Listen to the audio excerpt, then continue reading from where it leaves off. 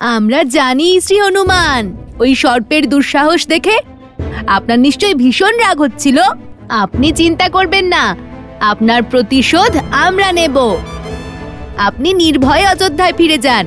আর হ্যাঁ, ওই অশ্বকে আমরা ঠিক খুঁজে নেব, তাই না দাদা? হ্যাঁ হ্যাঁ, নিশ্চয়ই খুঁজে নেব। শ্রী হনুমান তো আমাদের কথা শুনছেনই না।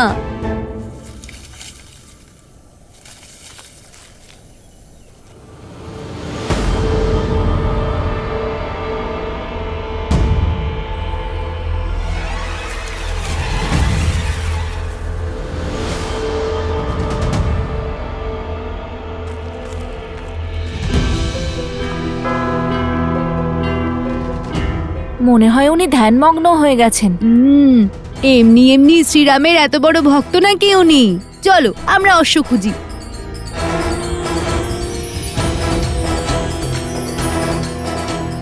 আপনার নেত্রে কি হয়েছে?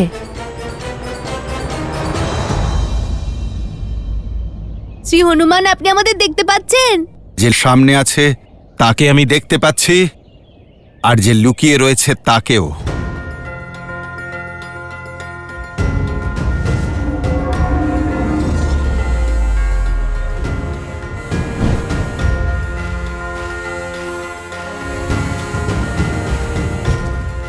দাদা, উনি তো অদৃশ্য শক্তিও দেখতে পাচ্ছেন। ওনার সঙ্গে লড়াই করব কি করে? সোমকর্ণ, উত্তর দাও, কোথায় লবকুশ? উত্তর দাও সোম। আমাকে যেতে হবে, ও অনর্থ হয়ে যাবে। আর আটকাতে পারছি না। মাথা খুব ব্যথা করছে। আমি এক্ষুনি আসছি।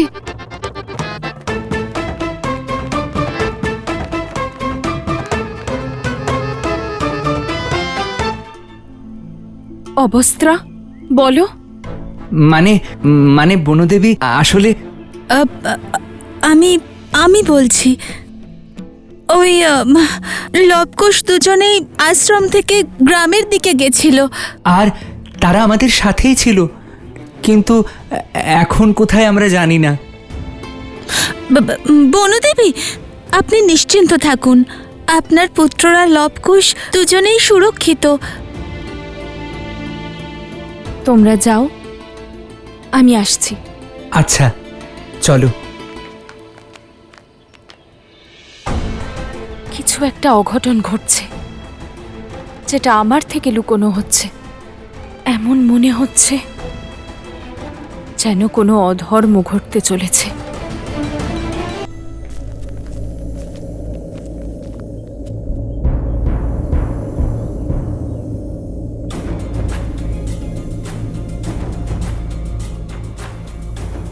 বলেছিলাম না, রাম ভক্ত হনুমানের দৃষ্টি থেকে লুকিয়ে থাকতে পারবে না ধূর্ত সর্প।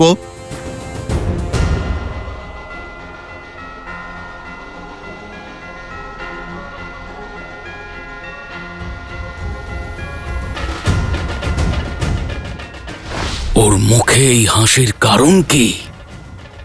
ও কি আমাকে দেখতে পাচ্ছে নাকি?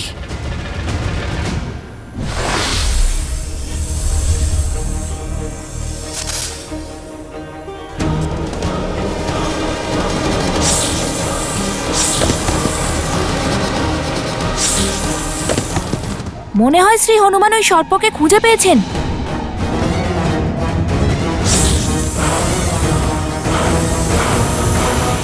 জয় শ্রীরাম।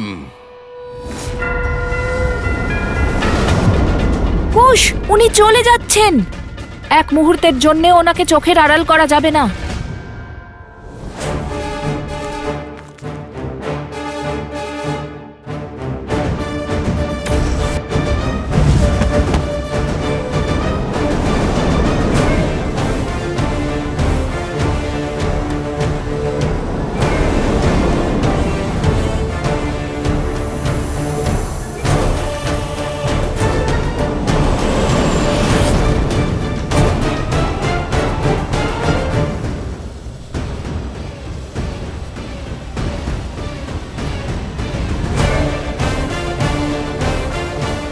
বেঁচে গেছি।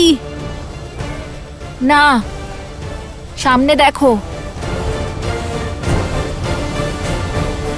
হ্যাঁ, এটাই সেই জায়গা যেখানে শ্রী হনুমানকে নাগ পাশে বেঁধেছিল ওই দুই ঋষিকুমার। এখন ওরা কোথায়? যেখান থেকে তারা এসেছিলেন সেই গ্রামটা কাছেই, হতে পারে সেখানেই ফিরে গেছেন। না, আমার মনে হচ্ছে না যে ওরা ওখানে গেছে। আর এখানে আশেপাশে শুধুই জঙ্গল। দূরে উত্তরে অবশ্য একটা আশ্রম আছে ভগবান বাল্মীকির। দাদা, তোমরা সবাই এখানেই খোঁজো, আমি আশ্রমের দিকে যাচ্ছি। চলো সারথি। লক্ষণ,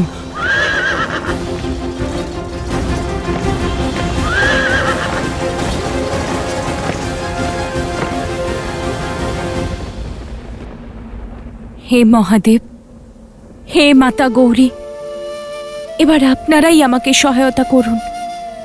আমার মন শান্ত করার পথ দেখান আমায়।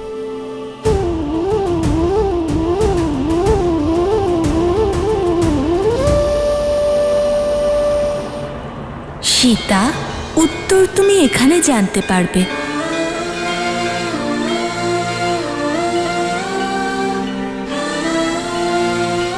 মাতা ত্রিপুরা সুন্দরী?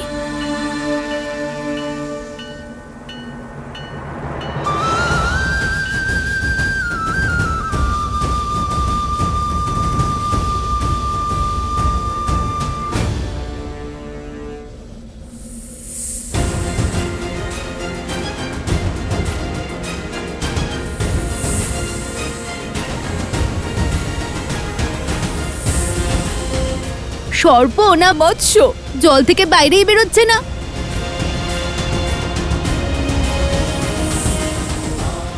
যাক, অন্তত ভূমিতে তো এলো।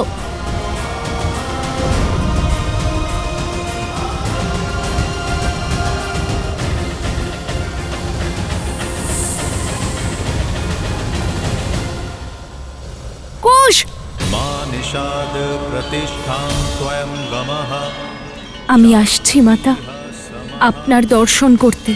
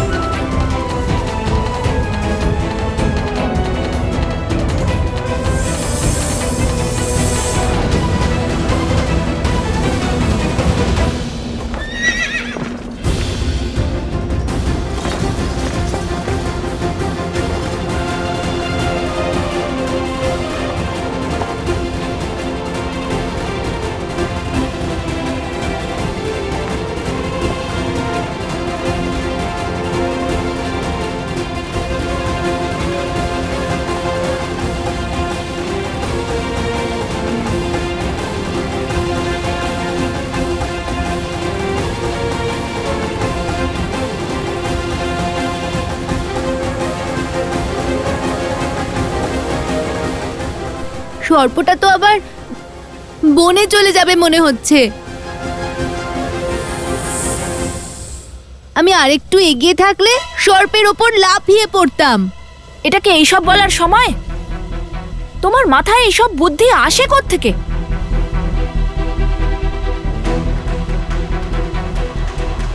দাদা, কোষ, মাতা রক্ষা করো, রক্ষা করো মাতা, রক্ষা করো মাতা, মাতা রক্ষা করো। লবকুশ, এখানে ওদের রক্ষা করব না, ওই দুষ্টকে ধরবো। মাতা রক্ষা করো।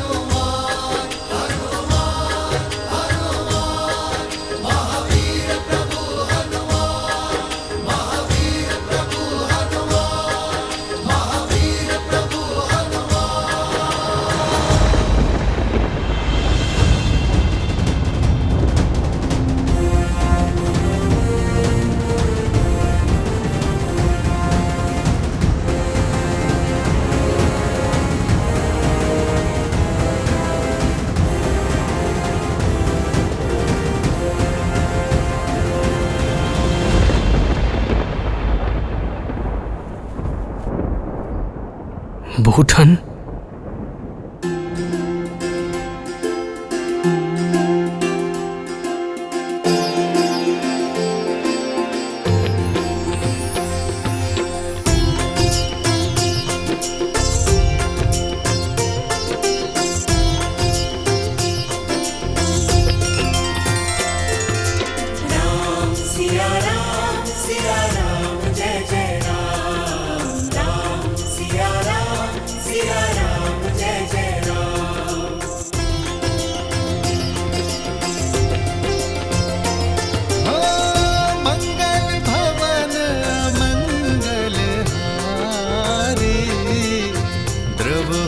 दशरथ अजर बिहारी सीताराम चरित अति पावन मधुर सरस अरु अति मन भावन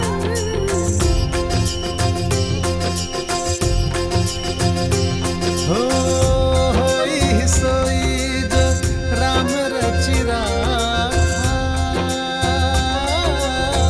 को करी तर बढ़ावसा ওই ওই দুই ঋষি কুমার শ্রী হনুমানকে নাগ পাশে বেঁধে ফেলেছে। हो रघुकुल रीत सदा चली आई प्राण जाए पर वचन न जाई सिया राम जय जय राम सिया राम जय जय। চলো সারথি।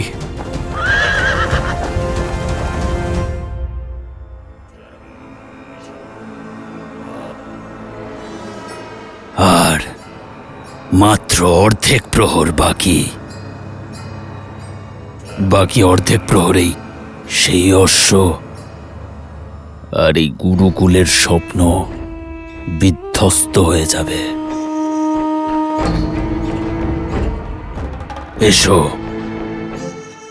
এই শক্তিশালী রাজ্যের শক্তি ছিনিয়ে নেওয়া, এই স্থির রাজ্যকে অস্থির করার মতো অকাট্য অভেদ্য বিষ দেওয়া যাক। সবার মনে সেই বিষ ভরা যাক, যাতে অশ্ববধ হওয়ার পর সবার মনে ক্রোধ জন্মায়। ওদিকে রাম নিজের পুত্রের সাথে যুদ্ধ করবে, আর এদিকে অযোধ্যাবাসী তার বিরুদ্ধে আচরণ করবে। অযোধ্যার ভূমিতে এমন অদ্ভুত গুরুকুল নির্মাণকারী ব্রাহ্মণদের আমার প্রণাম। আয়ুষ্মান ভব।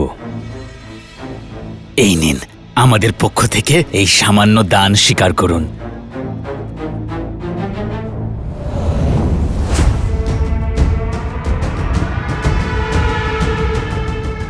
ব্রাহ্মণদেব, এই গুরুকুল শীঘ্রই আরম্ভ হয়ে যাবে, তাই না? হ্যাঁ হ্যাঁ, অবশ্যই। এতে কি আপনার কোনো সন্দেহ আছে? না না, আমি তো শুনেছি এই অশ্বমেধ যজ্ঞ সম্পন্ন হতেই এই গুরুকুল আরম্ভ হয়ে যাবে, কিন্তু এটাও শুনছি যে অশ্বমেধ যজ্ঞ কখনো সম্পন্নই হবে না। অর্থাৎ? আমি কি জানি, আমি তো সর্বদা অযোধ্যার সেবক হয়ে থেকেছি। আমি তো শুধু এইটুকু জানতে পেরেছি যে যজ্ঞের অশ্বকে দুই বালক আটকে রেখেছে, আর তাছাড়া রাজানুজ শত্রুঘ্নকেও পরাজিত করে মূর্ছিত করে দিয়েছিল ওই দুই বালক। কি? দুজন বালক? এছাড়াও হনুমানকেও নাগপাশে বেঁধে ফেলেছে।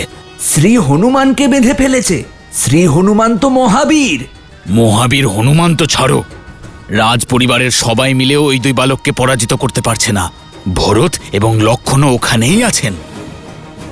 যখন এত শক্তিশালী মহাবীরেরা নিজেদের রক্ষা করতে পারছেন না, তাহলে আমাদের রক্ষা কে করবেন? দুঃখ হওয়া এবং প্রশ্ন ওঠা তো স্বাভাবিক, কিন্তু এর উত্তর দেবে কে?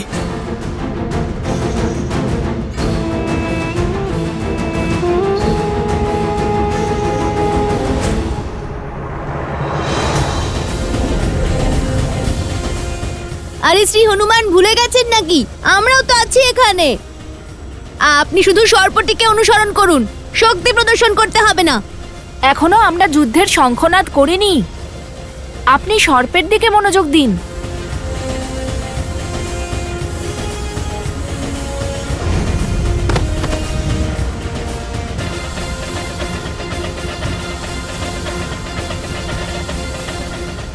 কুশ, ওই সর্পকে ধরার পরেই আমরা অশ্বমেধের অশ্বের কাছে পৌঁছতে পারবো। তার আবার কিসের ভয়? যাকে রাম রক্ষা করে। জয় শ্রীরাম।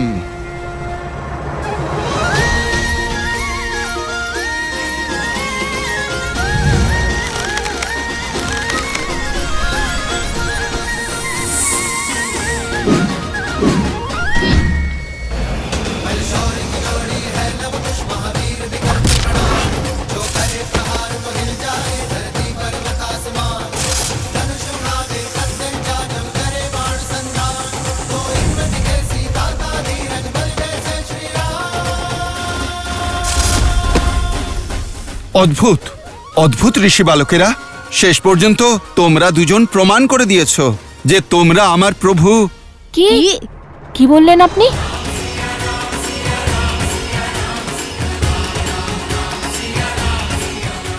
যে আমরা আপনার প্রভুর সম্মুখীন হতে,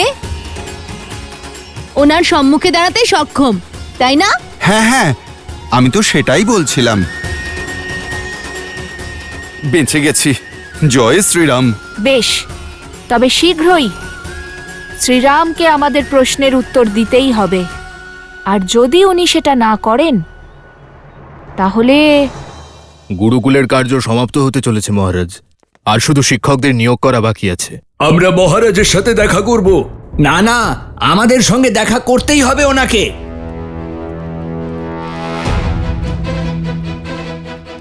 মহারাজের জয় হোক। কি হয়েছে সুমন্ত্র? বাইরে কোলাহল কিসের? আর আপনাকেও চিন্তিত লাগছে? প্রজারা চিন্তায় আছে মহারাজ। অযোধ্যাবাসী অশ্বের লুপ্ত হওয়ার সংবাদ পেয়ে গেছে। সকলে বাইরে দাঁড়িয়ে আছে। আপনি ওদের একবার দেখা দিন। কেবল এক প্রহর বাকি আছে। সূর্যাস্তের পর ওই অশ্ব অগ্নিকুণ্ডে পড়ে ভস্ম হয়ে যাবে। সেই গুহার মধ্যে না থাকবে অশ্ব, আর না হবে অশ্বমেধ যজ্ঞ। মকরধ্বজের জন্ম মহাবলী হনুমানের শরীর থেকে ঝরে পড়া একটি শ্বেত বিন্দু থেকে হয়েছিল, যা একটি স্ত্রী কুমির গ্রাস করেছিল।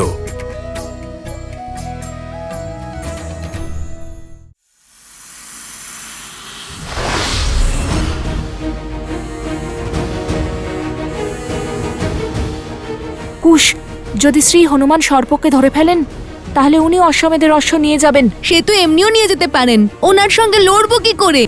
ওনাকে আটকাতে হবে। শ্রী হনুমান, দাঁড়ান দাঁড়ান দাঁড়ান, আপনি বিশ্রাম নিন, বাকি পরিস্থিতি আমরা সামলে নেব।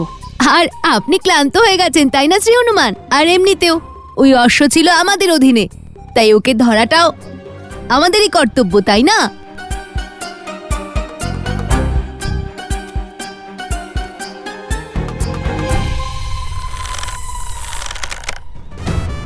এবার তোমার সামনে কেবল দুটো পথই খোলা আছে, হয় তোমার মৃত্যু ঘটবে, নয় জীবন দান।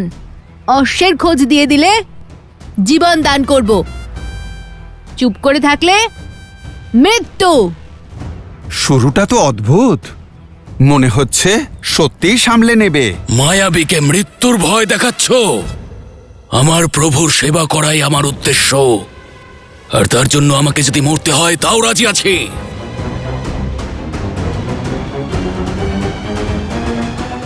কেবল এক প্রহর বাকি আছে। সূর্যাস্তের পর ওই অশ্ব অগ্নিকুণ্ডে পড়ে ভস্ম হয়ে যাবে। সেই গুহার মধ্যে না থাকবে অশ্ব, আর না হবে অশ্বমেধ যজ্ঞ।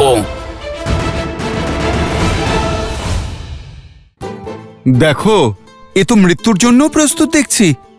আমি কিছু করব নাকি তোমরা দুজন পথ খুঁজে নিয়েছো? মৃত্যুর জন্য প্রস্তুত হয়ে নাও। আরে আরে, যদি তোমরা দুজন ওকে হত্যা করো তাহলে অশ্বের খোঁজ আমাদের কে দেবে? দাদা, শ্রী হনুমান কথাটা ঠিকই বলেছেন। কে জানে আমরা অশ্বটা পাবো কি না। আমার তো এই দানবকে অত্যন্ত বুদ্ধিমান মনে হচ্ছে। আমার মনে হয় না ও অশ্বকে এমন জায়গায় লুকিয়ে রেখেছে যেখান থেকে ওকে খুব সহজেই পাওয়া যাবে। আমার মনে হচ্ছে এই সর্প শুধু বুদ্ধিমান নয়, অতি বুদ্ধিমান। কারণ এখনো তো আমরা এটাই জানতে পারিনি যে ও ওই অশ্বকে কোথায় লুকিয়ে রেখেছে। ও আর কতক্ষণ সুরক্ষিত থাকবে? দেখো, কেবল এক প্রহর বাকি আছে।